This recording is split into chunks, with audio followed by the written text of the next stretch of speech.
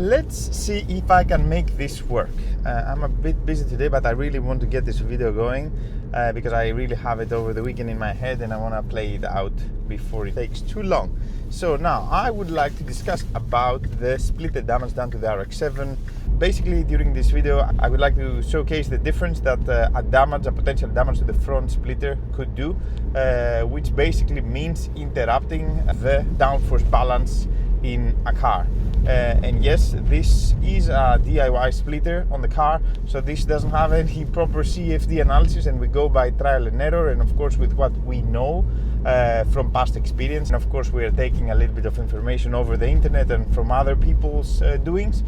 So this was a handmade splitter made of plywood as the base material, and then this had a sandwich of two stainless steel plates welded on the brackets, which were then mounted on the chassis itself.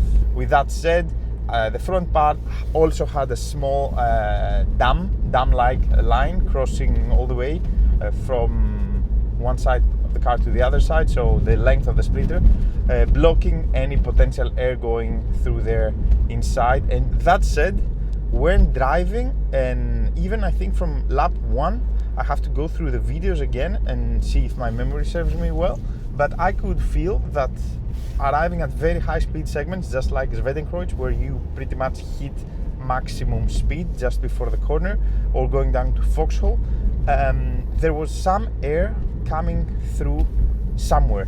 You could hear a difference in the noise that the car was making, and you felt like suddenly air was going through somewhere that it wasn't before, and you could feel some kind of oscillation on the car, something moving.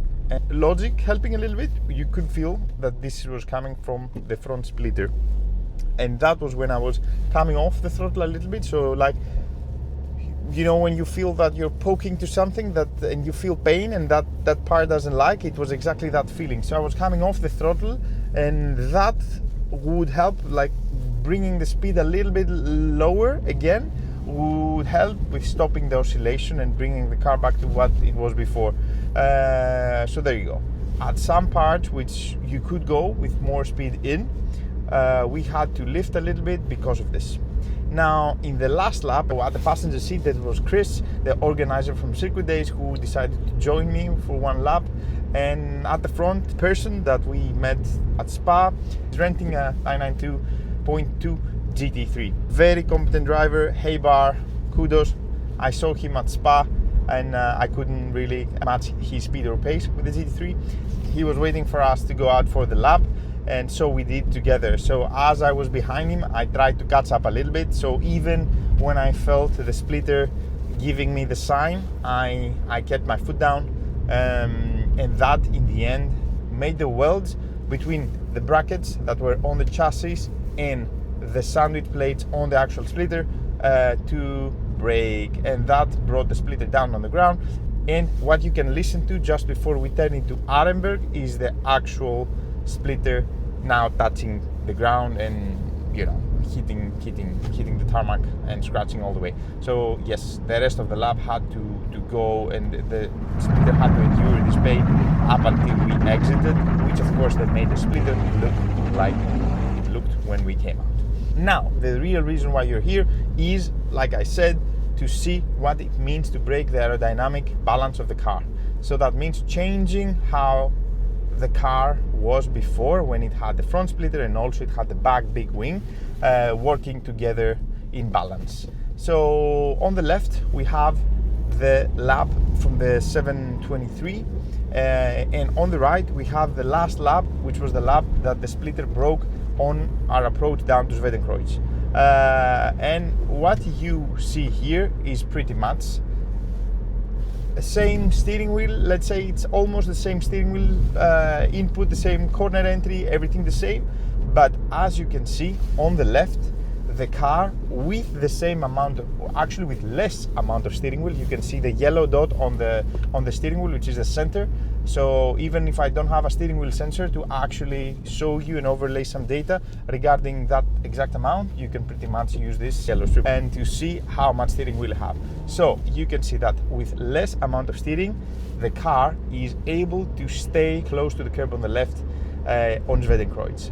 Where on the right, you can see that the car is now pulling away, and you can see that even with more steering wheel angle and with less speed, the car cannot anymore turn in. And this is because the front produces less downforce than the rear, so the car is simply understeering its way into the corner. And that was immediately noticeable. The moment I turned the steering wheel in, the car just felt like it didn't really want to do what I was telling it to do. So that is the reason why I am off the throttle. That is the reason why the speed is dropping, because you feel that the commitment from the car is not really there. So I better back off the throttle a little bit if we want to make the corner and not end up doing one of those Zwedenkreuz videos that you see very often at the Nordschleife. So there you go. I hope this is helpful. This is how it looks when a car has more rear end grip rather than front end grip. And this is something that we had developed and we had tested actually when I was building my S2000 back in the day, and we went to our track in Ceres and we tried with the front splitter, without the front splitter, with the wing in the back, without the wing in the back, and we ended up doing an iteration of the front splitter. We made it a little bit longer, and then we decided where we wanted to dial and when we wanted to leave and land with the final result of the balance.